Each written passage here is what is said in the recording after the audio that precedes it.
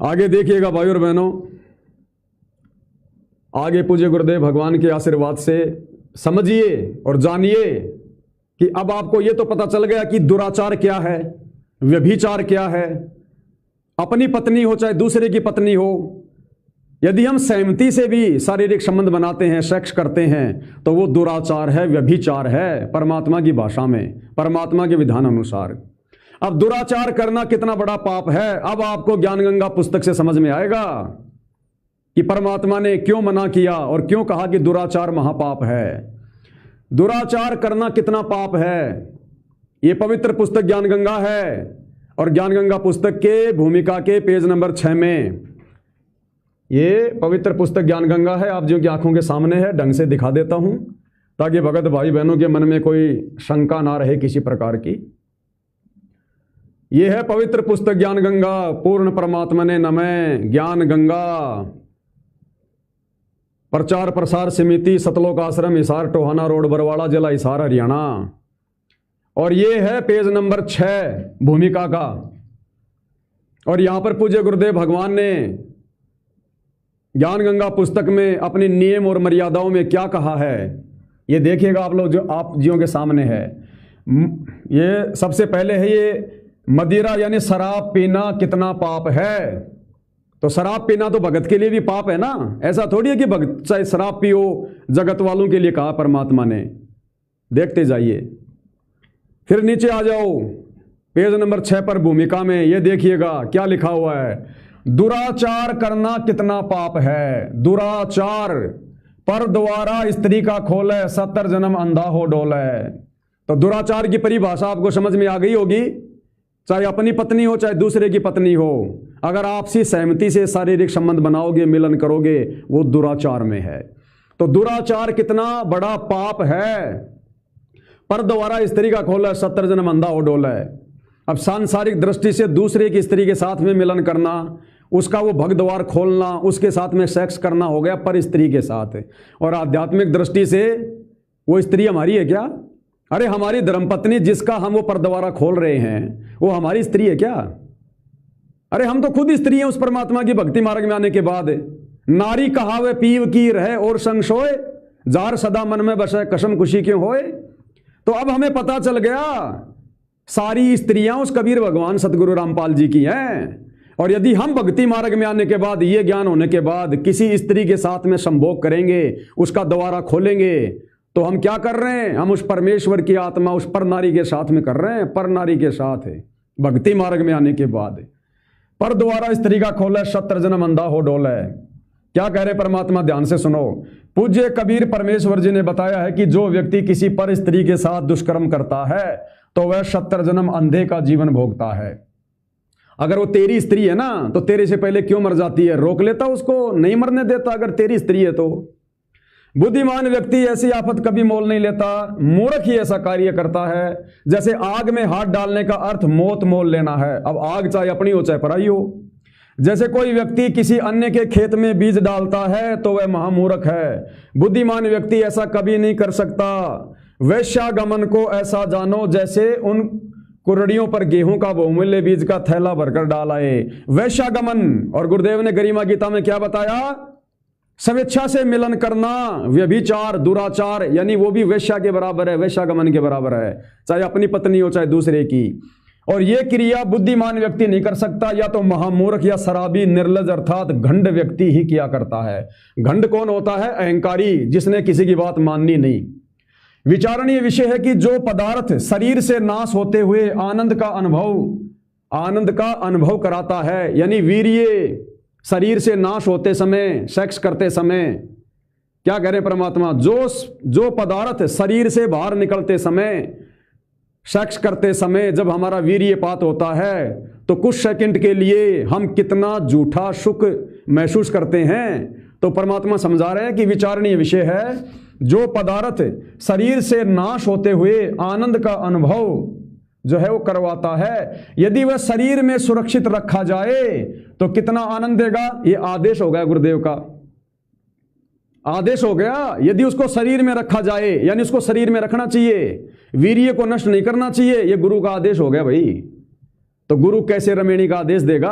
अब फिर भी कोई कहेगा गुरु जी मैं रमेणी करूंगा, आशीर्वाद दो, तो परमात्मा तो देगा भैया।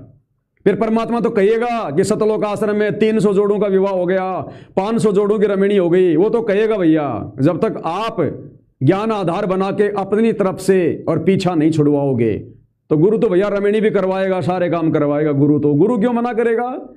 जबरदस्ती नहीं करना, चमत्कार नहीं करना। काल ने कहा था, ज्ञान गुरु ने दे दिया, ज्ञान को समझ के कोई आगे बढ़ नहीं रहा, तो गुरु फिर रमेणी करवाने से क्यों मना करेगा? बाकी आदेश हो गया गुरुदेव का कि यदि वह शरीर में सुरक्षित रखा जाए, यानी सेक्स ना की जाए, हस्त मैथुन ना किया जाए, तो कितना आनंद देगा और क्या क्या लाभ होगा? दीर्घायु यानी लंबी उम्र होगी, स्वस्थ शरीर होगा, स्वस्थ मस्तिष्क होगा, सूरवीरता आएगी तथा स्फूर्ति प्रदान करता है। और जब शरीर इतना स्वस्थ, मस्तिष्क इतना स्वस्थ होगा तो भक्ति भी बड़े आनंद से होगी। और आगे क्या कह रहे हैं परमात्मा? भाई और बहनों ध्यान से सुन लो, अब ध्यान से सुन लो। विषय वासनाओं के जो गुलाम हैं, जो पुजारी हैं, वो भगत ध्यान से सुन लो आगे क्या कह रहे हैं परमात्मा। तुम जो रोजाना ये विषय वासना का खेल खेल रहे हो ना, रोज खेलो चाहे एक दिन खेलो, बात वही है। जहर का चाहे टपका चाहे पूरी बोतल, एक दिन पियो चाहे 100 दिन पियो, नुकसान तो नुकसान है। क्या कह रहे हैं परमात्मा? जिस पदार्थ से यानी जिस वीर्य से अनमोल बच्चा प्राप्त होता है, उसका नाश करना बच्चे की हत्या के बराबर है। तो जो भगत भाई बहन रोजाना या जैसे भी है वो भगत होकर स्त्री मिलन कर रहे हैं, सेक्स कर रहे हैं, अभी तक भाई बहनों के संबंधों में नहीं आए हैं, आप जब जब शारीरिक संबंध बनाते हो आप तो मर्डर कर रहे हो, मर्डर। जैसे किसी को मार दिया जाए ना, और उसकी हत्या का कितना बड़ा पाप है आध्यात्म में, तुम तो रोज कर रहे हो। जब जब अपनी पत्नी के साथ तुम मिलन करते हो, सेक्स करते हो, तुम एक बच्चे की हत्या का पाप अपने सिर पर ले रहे हो। ये सतगुरु रामपाल जी कह रहे हैं। जिस पदार्थ से अनमोल बच्चा प्राप्त होता है, उसका नाश करना बच्चे की हत्या करने के तुल्य है। इसलिए दुराचार तथा अनावश्यक भोग विलास वर्जित है। दुराचार तथा अनावश्यक भोग विलास वर्जित है। तो दुराचार क्या हो गया? जो अपनी स्वेच्छा से भोग करते हैं। तो पति पत्नी चाहे भगत हो चाहे जगत वाले हो, अपनी इच्छा से शारीरिक संबंध बनाते हैं। तो गुरुदेव ने कह दिया बेटो तुम दुराचार कर रहे हो, और रोजाना एक हत्या का पाप तुम्हारे सिर पर रखा जा रहा है। इसलिए दुराचार करना, इसलिए दुराचार तथा अनावश्यक भोग विलास वर्जित है। अब ये अनावश्यक भोग विलास का यहां क्या मतलब है? काल प्रेरणा से कुछ लोग क्या करेंगे, अरे नहीं, अपनी पत्नी के साथ में शादी करके और अपनी हद में रह के शारीरिक संबंध बनाना, इसलिए गुरुजी ने कहा कि अपनी हद में रह के शारीरिक संबंध बनाओ। नहीं, ये अध्यात्म है, अध्यात्म। आप अपने तरीके से सुमरोगे, अपने तरीके से मतलब निकालोगे, नहीं निकलेगा। परमात्मा कहते हैं सब सुमरे अपने अनुमाना तो गति लखी न जाए, और कहे कबीर कृपया कर जिस पर ज्यों की त्यों समझाए। तो इन वाणियों का अर्थ भी वही भगत सही से बताएगा जिस पर गुरुदेव भगवान की कृपया होगी, रजा होगी। तो क्या कह रहे हैं यहां परमात्मा? इसलिए दुराचार तथा अनावश्यक भोग विलास वर्जित है। अनावश्यक, अब भगत के लिए क्यों है ये अनावश्यक? क्योंकि अब हम भक्ति मार्ग में आ गए, अब हम मोक्ष के मार्ग पर चल पड़े, अब हमने मुक्ति प्राप्त करनी है। काल के द्वारा जो बुराइयां हमसे करवाई जाती हैं, काम क्रोध लोभ मोह अहंकार की बेड़ियों में डालकर, अब हमने उन रास्तों को बंद करना है। यदि आपकी शादी हो चुकी है और यदि आपको यह ज्ञान हो गया तो कहते हैं समझा है तो सिर दर पांव बहुर नहीं रहे सादाव। आगे बच्चे पैदा करने की मत सोचो, वो भी आपको गुरुदेव के आशीर्वाद से अभी वीडियो सुनाऊंगा। गुरुदेव भगवान किसी भगत के घर में बच्चे पैदा हो बिल्कुल नहीं चाहते, बिल्कुल भी पक्ष में नहीं है परमात्मा कि जिस भगत ने रमेणी कर ली फिर वो बच्चे उत्पन्न करे, संतान उत्पन्न करे। गुरु जी बिल्कुल भी पक्ष में नहीं है। तो अनावश्यक भोग विलास वर्जित है, अर्थात यदि ये ज्ञान कि भक्ति मार्ग में भोग विलास किस कदर बाधक है भगत के लिए, अपनी खुद की धर्मपत्नी विषय वासनाओं को लेकर किस कदर बाधक है, जब तक उसको ज्ञान नहीं है, और मान लो उसने रमेणी कर ली, शादी कर ली, और जिस दिन उसको ज्ञान हो गया और भले उसको संतान नहीं है, उसी दिन फुल स्टॉप लगा दो, भाई बहन के रिश्तों में आ जाओ। फिर अनावश्यक भोग विलास उसके लिए वर्जित है, उसके लिए अनावश्यक भोग विलास हो जाएगा वो, क्योंकि अब उसको ज्ञान हो गया। और जिस भगत ने रमेणी कर ली, शादी कर ली, जिसके बच्चे उत्पन्न हो गए, और जिसको अभी तक इस बात का नहीं पता है और फिर भी भोग विलास में लगा हुआ है, और जिस दिन उसे इन बातों का पता चल जाए कि अगर मोक्ष प्राप्त करना है तो भाई बहन के संबंधों में आना पड़ेगा, तो उसी दिन से उस भगत ने फुल स्टॉप लगा देना चाहिए। यदि उसके बाद भी वो बकवाद करेगा, जानबूझ के सांची वो तजेगा, तो उसके लिए अनावश्यक भोग विलास में आ गया वो। अब गुरुदेव भगवान जो भगत रमेणी करना चाहते हैं या जिन्होंने रमेणी कर ली अज्ञानता में, और जो संतान उत्पत्ति की आस में बैठे हैं कि मेरे घर में संतान हो जाए, मेरे बच्चा उत्पन्न हो जाए, सतगुरुदेव रामपाल जी भगवान इसके पक्ष में नहीं है बिल्कुल भी, 101% भी। और क्या कह रहे हैं गुरुदेव भगवान, ध्यान से सुनिएगा।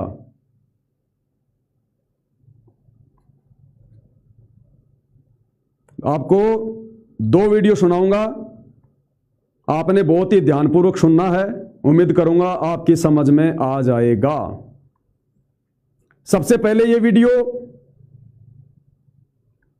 परमात्मा नीरू और नीमा को आधार बनाकर कह रहे हैं। उनकी शादी हो चुकी थी, बहुत वो प्रयास कर रहे थे संतान के लिए, लेकिन गुरुदेव ने क्या कहा कि परमात्मा ने जिनको मोक्ष देना होगा उनको भगवान संतान नहीं देगा। छोटी मोटी बात नहीं है। जिन भाई बहनों के संतान नहीं है, भूल कर भी आगे संतान की प्राप्ति का कोई प्रयास मत करना। कोई गोली दवाई लेना या कुछ और कोई यत्न करना या गुरुजी से प्रार्थना करना, ये गलती मत कर देना।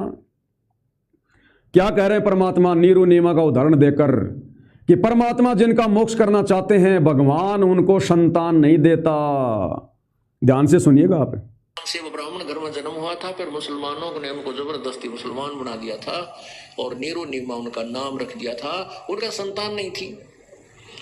परमात्मा ने उनको मोक्ष देने के लिए संतान नहीं दी, स्वयं ही उनके घर में, क्योंकि उन्हें तो संतान चाहिए थी, मोक्ष नहीं चाहते थे। लेकिन अपने भक्त के उस वचन के वध होकर परमात्मा ने उनको मुक्त भी करना था, और वह संतान की भूख उन नालायकों को थी, स्वयं ही संतान रूप में वहां प्रकट होना पड़ा। उनको संतान भी दे सके थे, उनके देर लगे थी, लेकिन वो उनको मोक्ष कर देना चाहते थे, उनको यहाँ से पीछा छुटवाना चाहते थे, तो उनको संतान नहीं दी। स्वयं ही वहां बालक रूप धार के चले गए और उनकी वो तो आज भी तो स्वयं ही आ गए। अरे जिस प्रकार परमात्मा नीरू नीमा को संतान नहीं दे रहे थे, उनका मोक्ष करना चाहते थे कि अगर संतान दे दी तो उसी के लाड प्यार में मोह ममता में फंस के रह जाएंगे, फिर कल को उनकी शादी की चिंता, फिर उनके बेटा बेटी होंगे, फिर मोह ममता में पड़ेंगे और यहीं पर रह जाएंगे, भक्ति क्या खाक करेंगे। इसलिए परमात्मा खुद आ गए उनके घर में। अरे आज भी तो परमात्मा आ गया खुद, घर घर में बैठ गया, सबके घर में दरबार लगे हैं। तो तुम्हारे घर में क्या परमात्मा नहीं बैठा, क्या काल बैठा है क्या? तो सबके घर में परमात्मा आ गए, शब्द रूप में सबके घर में बैठ गए। घटी में गंगा, घटी में जमुना, घटी में जगदीश सतगुरु तारेंगे। आज परमात्मा सबके घर में बैठ गए, सबके घट में बैठ गए, फिर क्या आवश्यकता में संतान की? क्यों पड़े हम इस पचड़े में? और आज तो मोक्ष का प्राइम टाइम है, आज तो मोक्ष करवाना चाहिए हमने। ये आवन जान बखेड़ा या कौन बसावा खेड़ा, असंख्य जन्म हो गए हमने ये बच्चे पैदा कर करके छोड़ दिए, गधे बने वहां बच्चे पैदा करके छोड़ दिए, हमारा वंश चल रहा है। वो हमारे पैदा किए हुए कुमार के उलट खा रहे हैं। मनुष्य जन्म में ना जाने हमने कितने बच्चे पैदा कर दिए, आज कोई चोरी कर रहा होगा, कोई जारी कर रहा होगा, हमारी लगाई गई प्योद। तो अब तो कम से कम ज्ञान होने के बाद में फुल स्टॉप कर दो। क्लियर? परमात्मा जिसकी शादी हो चुकी है उसके बाद संतान के पक्ष में नहीं है। आगे और सुनिएगा, जिनकी शादी हो चुकी है, ये वर्तमान में कह रहे हैं परमात्मा, वर्तमान में शतलोक आश्रम में बैठे कुछ भक्तों का उदाहरण देकर कि यहां जो बच्चे रहते हैं, सेवा भी करते हैं और जिनकी रमेणी हो चुकी है, जिन्होंने रमेणी कर ली, अब परमात्मा उनको टटोल रहे हैं उनके अंदर से कि ये संतान चाहते हैं या नहीं चाहते हैं, ये संतान चाहते हैं या फिर मोक्ष चाहते हैं। यानी परमात्मा ये देख रहा है कि ये नालायक रमेणी तो चलो इन्होंने कर ली, ज्ञान नहीं था, अब ये संतान चाहते हैं या मोक्ष चाहते हैं। एक ही चीज मिलेगी, पल्ले गांठ बांध लेना। वो भाई बहन चिंता मत करना जिनके संतानें हैं। अरे तुम्हारे घर में जो संतान है वो अनजाने में हुई है, क्योंकि उस समय तक तुम्हें यह ज्ञान नहीं था, तुम्हें इस प्रकार से निर्णय ज्ञान नहीं मिला था। गुरुदेव ने जो निर्णय ज्ञान दिया है आज से पहले हमें नहीं पता था, तो हमने शादी भी करी, हमने बच्चे भी पैदा कर लिए, कोई दिक्कत नहीं है, पोता पोती भी हो गए। लेकिन अब ज्ञान समझ में आ गया तो उन भक्तों ने तो उसी समय फुल स्टॉप लगाना है काम वासना पर। लेकिन अब वर्तमान में यदि किसी को रमेणी करने से पहले यह ज्ञान समझ में आ गया, उसने रमेणी नहीं करनी। और जिन्होंने रमेणी कर ली, फिर क्या कह रहे परमात्मा कि परमात्मा फिर उनके अंदर को टटोलता है कि ये गधे मोक्ष चाहते हैं या संतान चाहते हैं। अरे शादी हो गई तो बच्चे होने में क्या दिक्कत है, लेकिन नहीं, क्या कह रहे हैं गुरुदेव भगवान, ध्यान से सुन लो। बच्चे हैं या जिनकी शादी भी हो चुकी है और नाम भी ले रखा है, उनको संतान नहीं दी है प्रभु। क्या कह रहे हैं कि बच्चे हैं यहां पर जिनकी शादी रमेणी भी हो चुकी है और जिनको अभी परमात्मा ने बच्चे नहीं दिए हैं, यानी रमेणी हो गई, शादी हो गई, उन्होंने कर ली, कोई बात नहीं, ज्ञान नहीं था, लेकिन अब क्या वो संतान चाहते हैं या मोक्ष चाहते हैं? अब सुनो ध्यान से। बच्चे हैं या जिनकी शादी भी हो चुकी है और नाम भी ले रखा है, उनको संतान नहीं दी है प्रभु ने। अब उनके अंदर न टटोल रहे हैं मालिक कि ये मोक्ष चाहते हैं कि संतान चाहते हैं, क्योंकि परमात्मा चाहता है यहाँ से पीछा छुड़वा लो। 1 लाख पूत 1.25 लाख नाती, उस रावण के अध दीवान बाती। 1 लाख पुत्र थे रावण के, वो भी मर गए, सारे खत्म हो गया। आज उसका कोई दीवाला नहीं है, अभी कोई नहीं। उसका नाम लेने वाला, उसका जो वंशजित भी खत्म हो गए, उसका कितना नामो निशान नहीं है। और तुम एक पुत्र मांग के बता के गला तोड़ जाओगे। समझना है तो इस मार्ग को, ये तत्व ज्ञान। क्या कह रहे हैं? समझना तो इस मार्ग को इस प्रकार से समझो, ये तत्व ज्ञान है। बच्चे पैदा करने में लगे रहोगे क्या? रमेणी करने में लगे रहोगे क्या? कितना गंदा कर्म है ये स्त्री मिलन, दुराचार, व्यभिचार। क्या कह दिया मालिक ने कि जिनकी रमेणी हो चुकी है, जिन्होंने नाम ले लिया, जो यहां भी आ रहे हैं, अब भगवान उनको जानबूझ के संतान नहीं दे रहा। क्यों?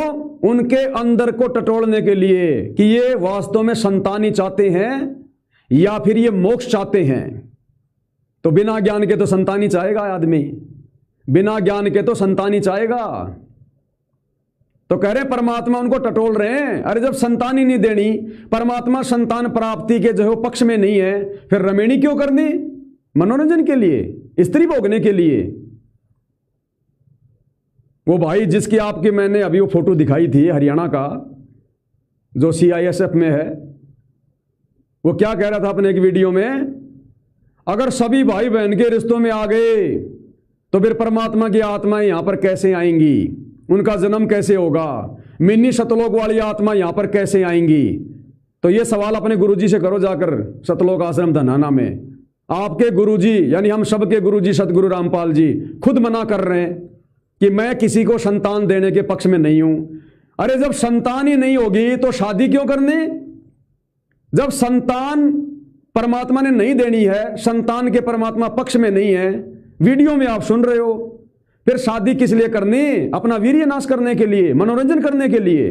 तो ना परमात्मा किसी की रमेणी के पक्ष में है और ना परमात्मा किसी की रमेणी हो गई तो उसके संतान हो इसके पक्ष में है। क्या कह रहे हैं? ध्यान से सुन लो। और कह रहे हैं ये है वो तत्व ज्ञान, अगर समझ में आ जाए तो। नहीं तो बढ़वागिरी करते रहो, दुराचारी करते रहो, व्यभिचारणी भक्ति करते रहो। फिर क्या कह रहे हैं? आपने केवल संतान चाहिए है तो 10वें महीने गारंटी लो, एक फैसला करो। तो भाव ये एक फैसला कर लो। गुरुदेव कहते हैं मोक्ष चाहिए या फिर संतान चाहिए?